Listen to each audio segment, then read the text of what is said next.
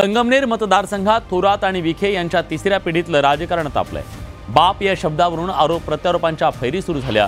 आमदार तालुक्याचा बाप नसतो तर मायबाप जनता बाप असल्याचा पलटवार सुजय विखेंनी केला।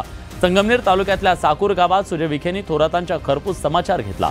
सुजय विखे यांनी घेतलेल्या सभेनंतर बाळासाहेब थोरात यांच्या कन्या जयश्री थोरात यांनी सुजय विखेंवर टीका केली। माझ्या बापाला बोलला तर याद राखा असं वक्तव्य करताना जे केवळ माझे बाप नाही तर या तालुक्यातल्या 7 लाख मुला-मुलींचे बाप आहेत असं वक्तव्य त्यांनी केलं। खबरदार जर माझ्या बापाविषयी असं काही बोलले तुम्ही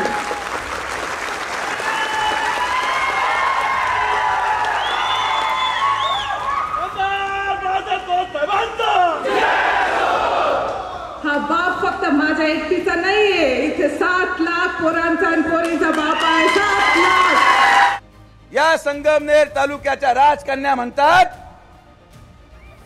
की माझ्या बापाला जर काही बोललं तर याद राखा। ताई, हो ताई, मी तुमच्या वडिलांबद्दल काहीच बोललो नाही।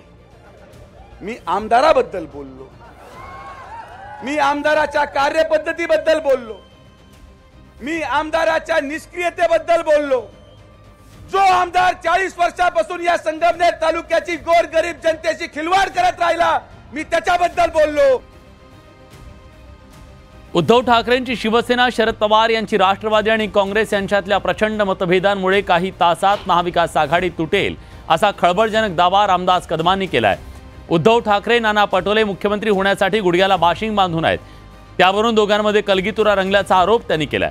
शरद पवार हे दोन्ही पक्षांना संपवतील असा दावा रामदास कदमांनी करून एक प्रकारे खळबळ उडवून दिली आहे।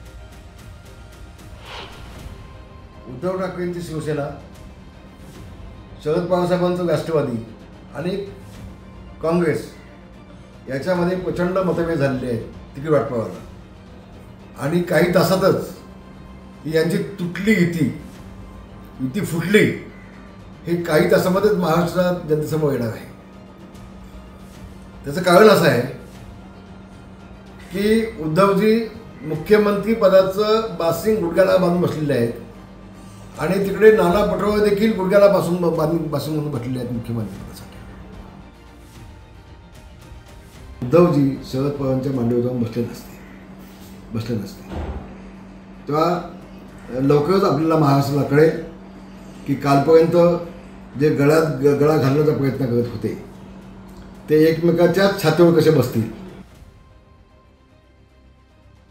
भाजपचे नेते आणि माजी मंत्री राजकुमार बडोले यांनी उपमुख्यमंत्री अजित पवारांच्या राष्ट्रवादी काँग्रेसमध्ये प्रवेश केलाय। भाजप सरकारच्या काळात राजकुमार बडोले यांच्यावर सामाजिक न्याय विभागाची जबाबदारी होती।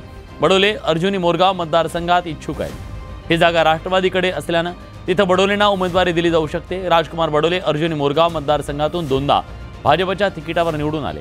महायुतीत सध्या जागेवर राष्ट्रवादी काँग्रेसचे आमदार होते।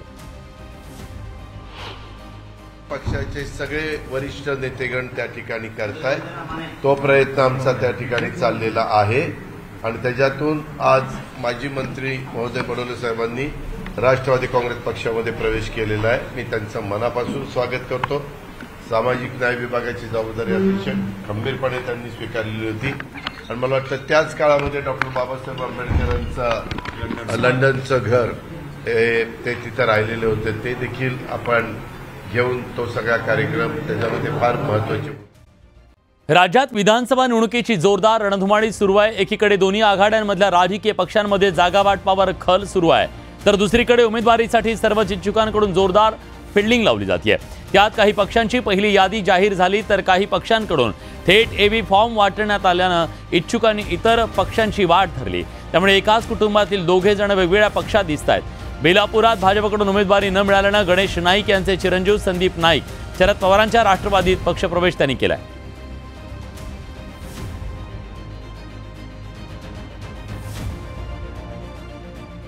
संदीप नाईक यांच्या शरद पवारांच्या पक्षप्रवेशामुळे त्यांना उमेदवारी मिळणार असल्याचं निश्चित मानलं जात आहे। त्यामुळे नवी मुंबईतल्या बेलापूर मतदारसंघात भाजपकडून मंदा म्हात्रे विरुद्ध राष्ट्रवादी शरद पवार यांच्या पक्षाकडून संदीप नाईक अशी लढत पाहायला मिळू शकते। नाशिकमध्ये छगन भुजबळ उद्या सध्या अजित पवारांच्या राष्ट्रवादी काँग्रेसमध्ये येवला मतदारसंघातून त्यांना उमेदवारी जाहीर झाली, तर दुसरीकडे छगन भुजबळ यांचे पुत्र समीर भुजबळ ही नांदगाव मतदारसंघातून निवडणूक लढवण्यासाठी इच्छुक आहेत। जागा वाटपात नांदगावची जागा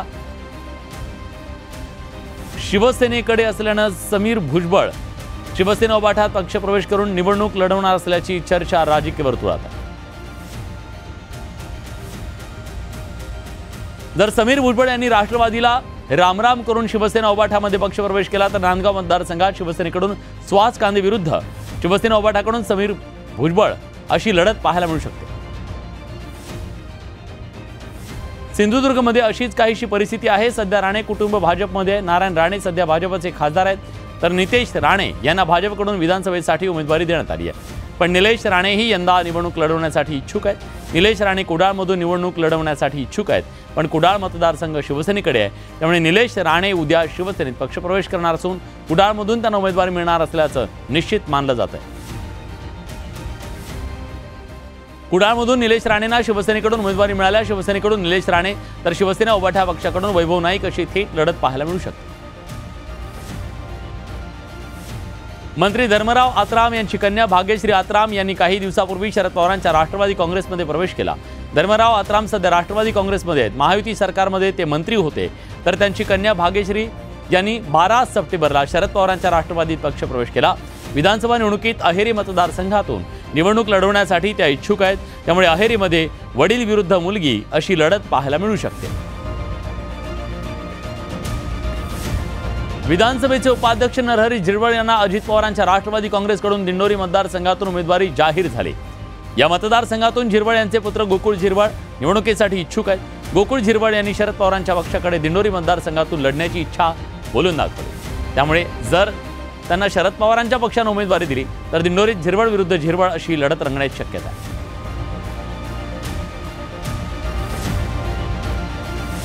राजेंद्र शिंगणे यांनी शरद पवारांच्या पक्षातून निवडणूक लढवण्याचा निर्धार केला, तर दुसरीकडे त्यांच्या पुतणी गायत्री शिंगणे नाराज आहेत। या पार्श्वभूमीवर सिंदखेडा राजा मतदारसंघाकडून गायत्री इच्छुक असल्यानं त्यांनी अजित पवारांची भेट घेतल्यानं चर्चांना उधाण आलं। गायत्री शिंगणे यांना उमेदवार मिळाल्यास दोन्ही राष्ट्रवादीच्या उमेदवारांमध्ये थेट लढत होऊ शकते, त्यामुळे सिंदखेड राजा मतदारसंघातून काका विरुद्ध पुतणी अशी लढत रंगण्याची शक्यता आहे।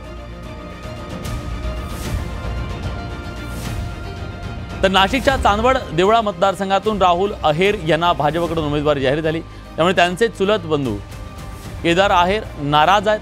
केदार अहेर देखील या मतदारसंघातून उमेदवारीसाठी इच्छुक आहेत, त्यामुळे भाजपकडून बंडखोरी करून केदार अहेर निवडणुकीच्या रिंगणात उतरू शकतात, त्यामुळे चांदवड देवळा मतदारसंघात भाऊ विरुद्ध भाऊ अशी लढत होऊ शकते।